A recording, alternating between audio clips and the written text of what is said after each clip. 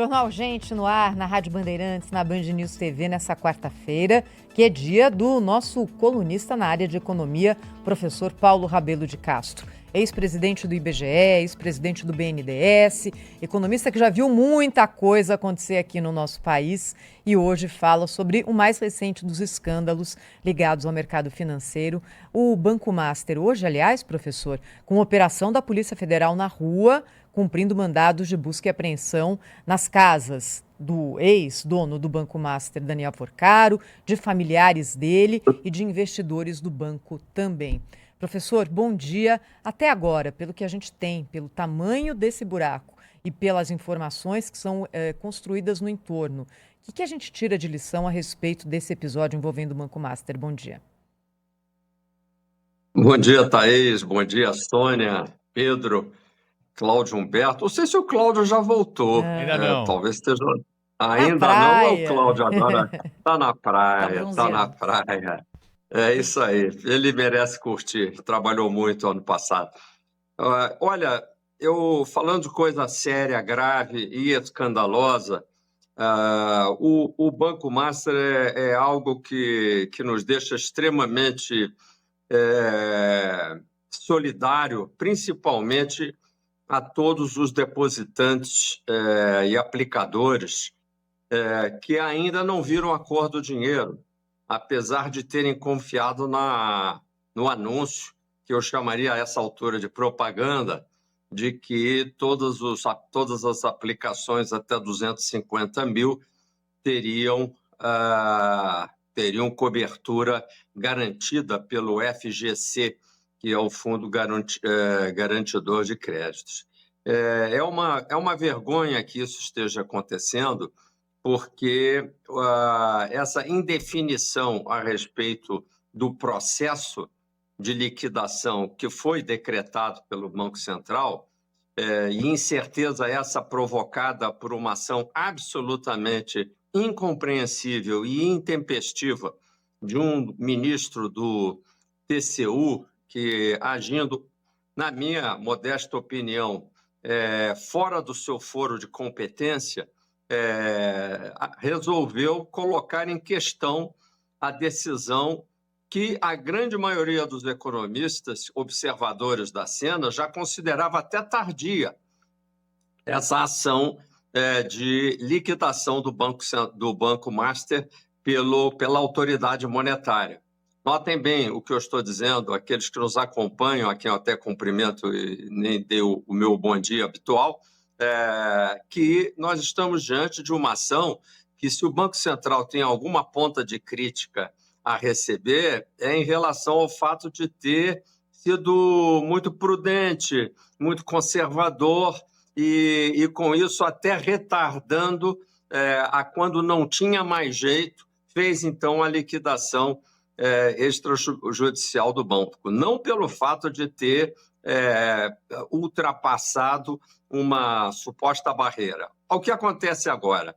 O principal credor, que obviamente não é coberto pelo Fundo Garantidor de Crédito, porque nós estamos falando de 250 mil reais por CPF ou por CNPJ, nós estamos falando de uma aplicação que, segundo informações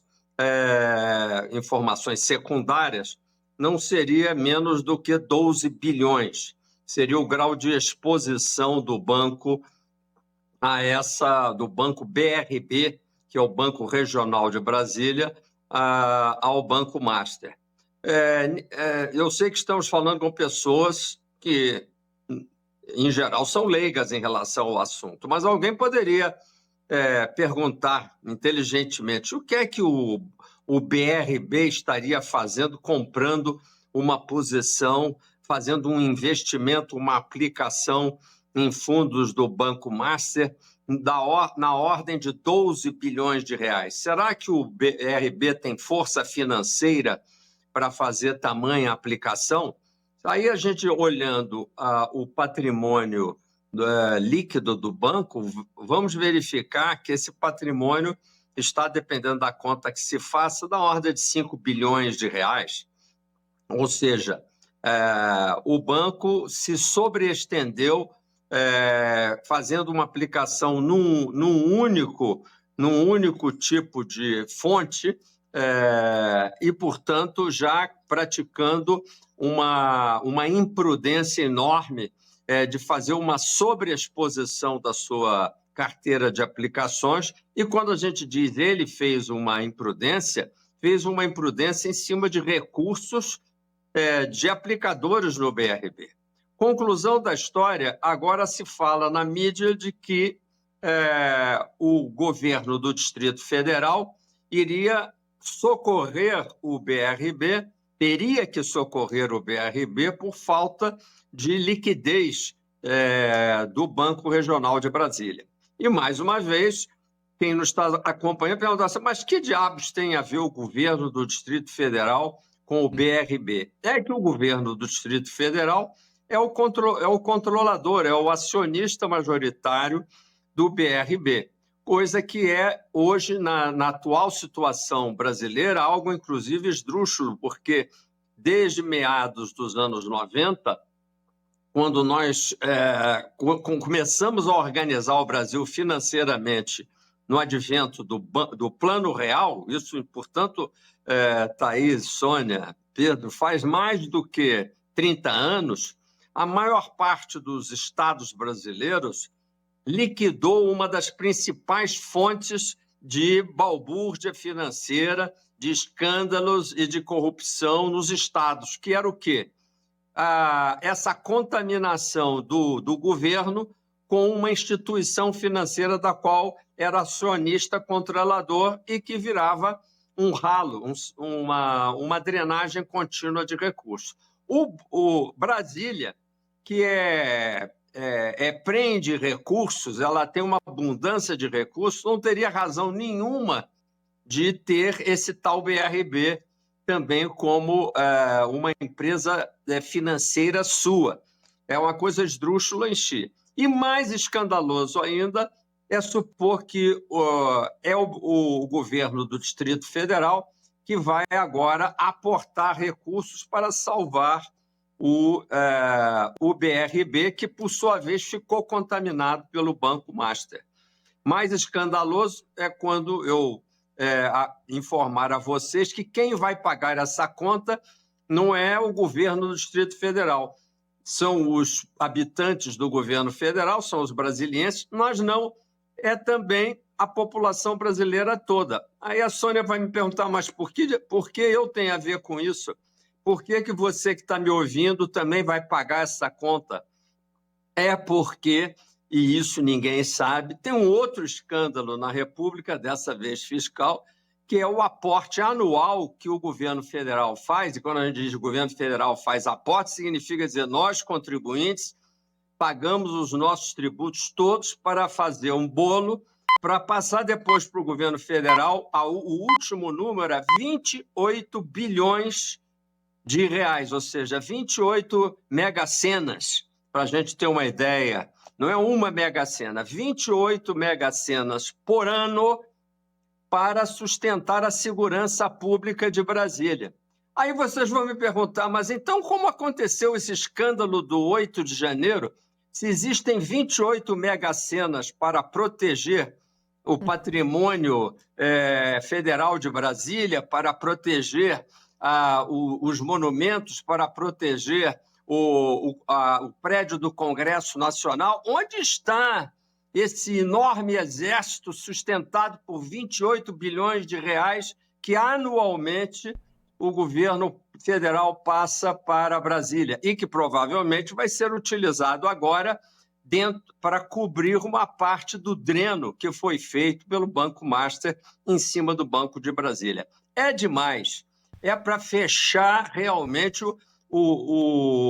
a birosca de Brasília e tentar começar de novo. O eleitor brasileiro tem que tentar fechar essa birosca em Brasília em outubro através do seu voto.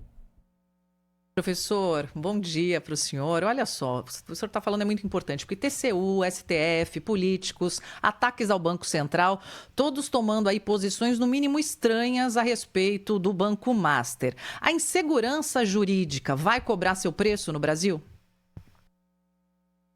Com certeza absoluta, Sônia. Essa é uma pergunta importante, conceitual e até sofisticada, porque, na realidade, a gente não se dá conta de que cada escândalo desse, além de cobrar via tributos nossos, de cada um de nós que estamos aqui conversando e de todos que não estão nos ouvindo, que são milhões e milhões que diariamente estão pagando tributos para Brasília, nós temos também uma perda, um prejuízo, um dano quase que irreparável numa palavrinha-chave da qual depende toda a relação humana nossa, aqui na Band,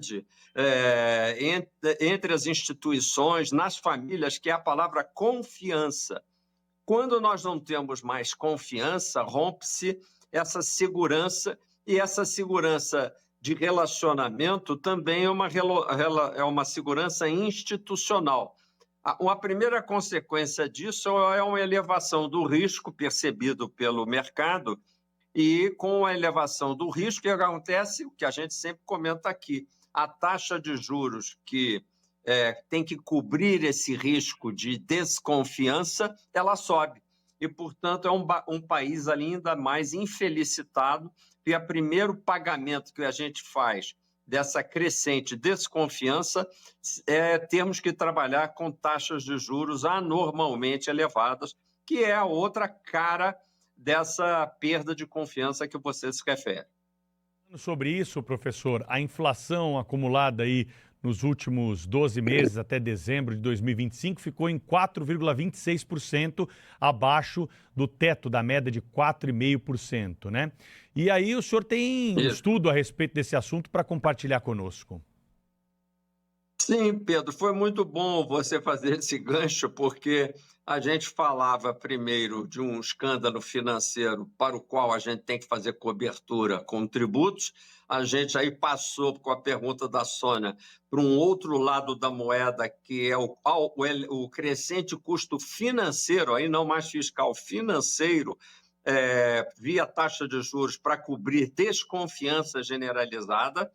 E aí vem a ideia de que essa elevada taxa de juros, 15% de Selic, que depois se espalha na estrutura de termos de taxa de juros no sistema bancário para 30%, 100%, e no cheque especial 200%, 400%, isso tudo é reflexo também dessa política do Banco Central de querer, na marreta, ou seja, praticando as taxas de juro de Selic mais elevadas do mundo, fazer a taxa de inflação vir para dentro da faixa da meta. E que, conforme a gente vinha anunciando aqui no nosso jornal Gente, nós iríamos fechar o final do ano abaixo do teto, já dentro e enquadrados, como de fato o teto é 4,5%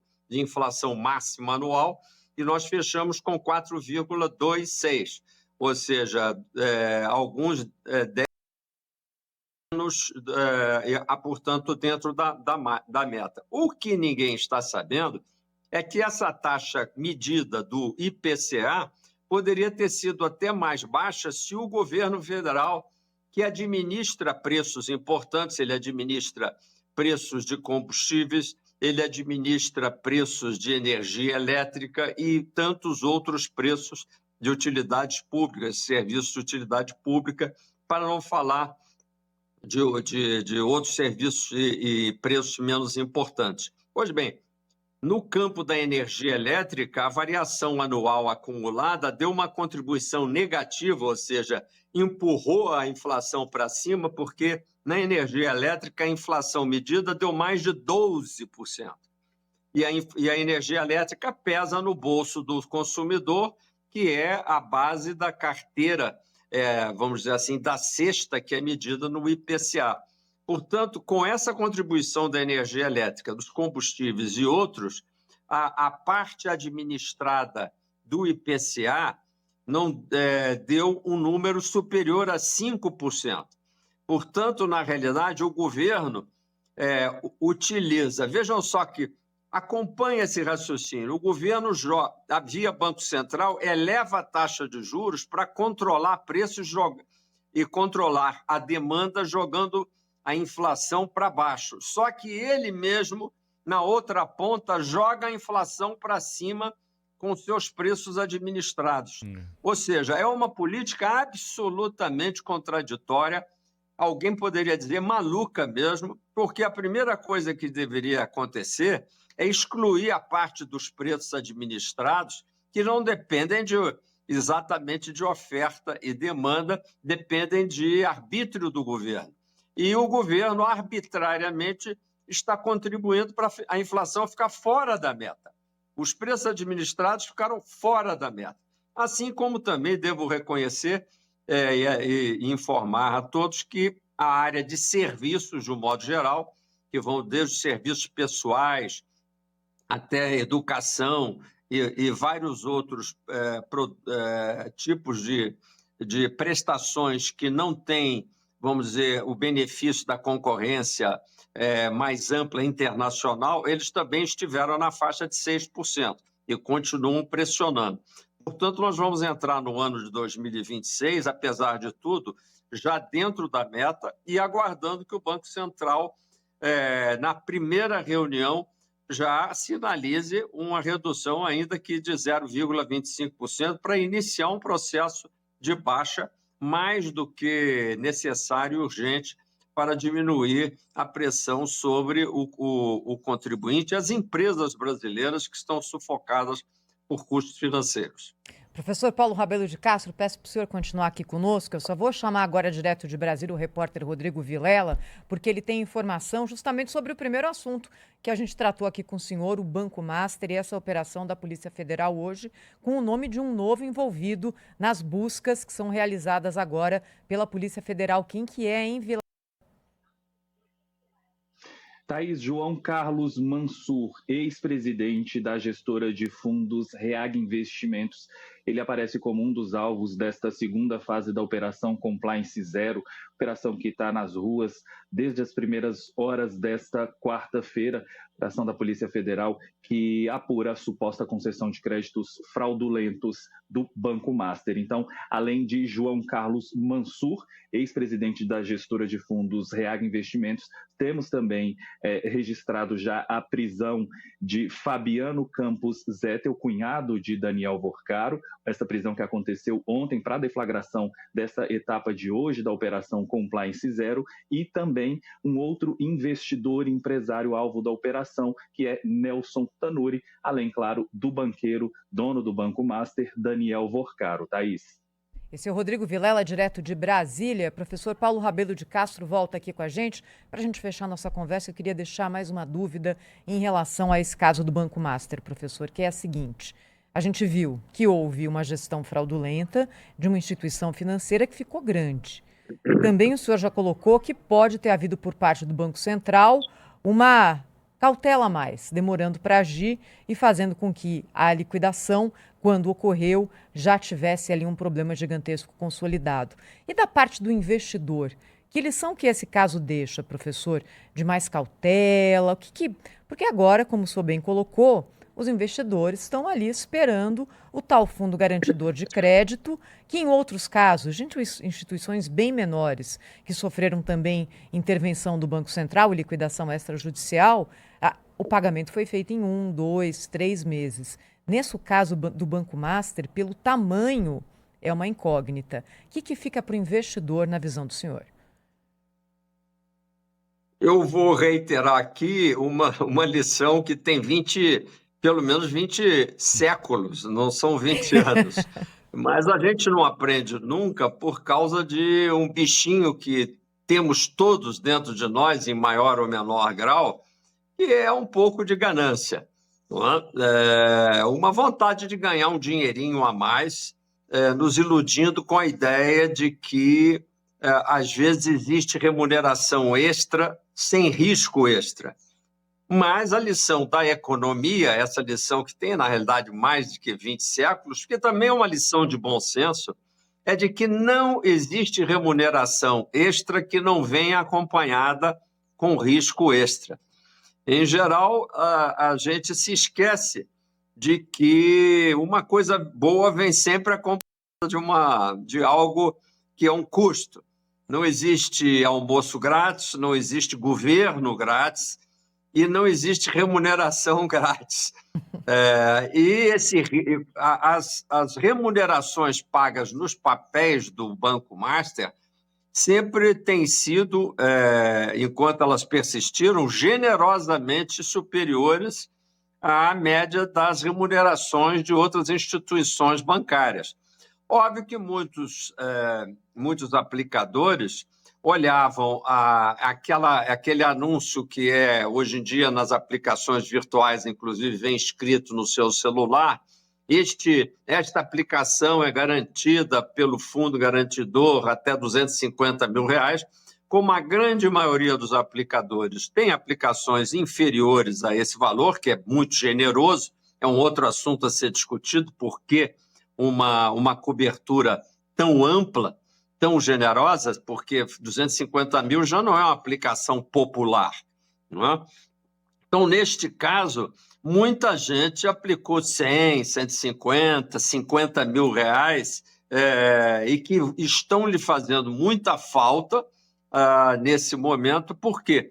Porque mesmo que eu não tenha dúvida de que o fundo garantidor, mais hora menos hora, vai fazer a cobertura desses 250 mil reais, são as instituições financeiras que fazem parte do fundo garantidor que respondem sobre isso, e eu não tenho dúvida de que responderão.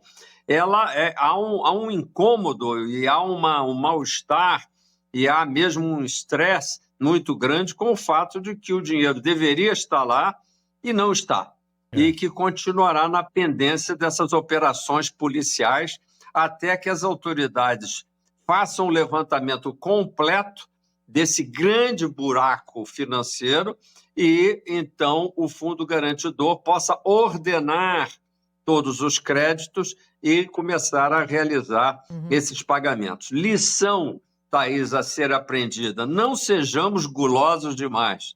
É preciso ter um mínimo de desconfiança, não é? A laranja madura na beira da estrada, como diz o ditado, não é? Ou está bichada ou tem um marimbondo no pé, não é? E no caso, não foi um marimbondo só, nós estamos diante de um enxame de marimbondos, só que são os marimbondos de Brasília, esses marimbondos da corrupção que nós, mais uma vez, imploro e suplico ao povo brasileiro também tenha o mesmo cuidado e prudência com o voto em outubro de 2026. Nós aqui no Jornal Gente, eu vou ser muito chato em relação a isso, farei propaganda o tempo todo para a gente ter sabedoria no voto, assim como temos que ter sabedoria nas aplicações financeiras. Professor Paulo Rabelo de Castro está toda quarta-feira conosco, nesse horário aqui no Jornal Gente, discutindo assuntos da economia. Obrigado pela sua participação. Até semana que vem, professor. Obrigado, Pedro. E aproveitem janeiro, aproveitem para se hidratar bem e usar o filtro solar, porque outro que também não está dando mole é o sol. É verdade. Um calorão danado. O professor Paulo Rabelo de Castro fala sempre com a gente do Rio de Janeiro. Vamos para o frio agora então, Pedro, já que o professor terminou falando do calorão que pega boa parte do Brasil aqui no mês de janeiro.